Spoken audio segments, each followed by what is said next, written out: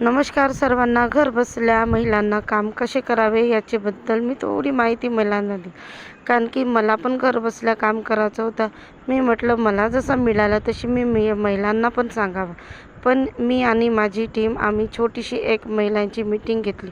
कारण की महिला रोजी पाणी करायसाठी बाहेर जातात. त्यांना उन्हातान्हात आपली काम करावं लागतात. सकाळी बिचारा केलं तर त्यांना संध्याकाळीच घरी यावं लागते.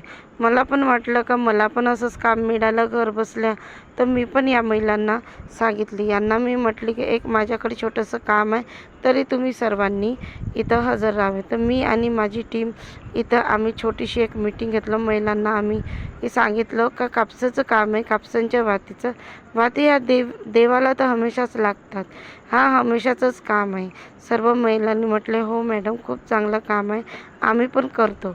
पण आम्हाला वेळ मिळत नाही. पण आम्ही कसेबसे कामावरून आल्यावर हा व्यवसाय नक्की आम्ही घरी बसून करणार.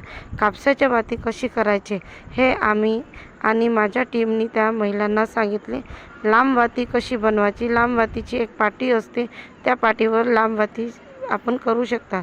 फुलवात ही हाताने केली जाते, वस्त्रमाळ पण ही हाताने केली जाते आणि इतर जे बी आपल्याला फूलमधले आहे एक वस्त्रमाला म्हणून ती पण कशी बनवली जाते याची माहिती माझ्या टीमनी सर्व महिलांना दिली.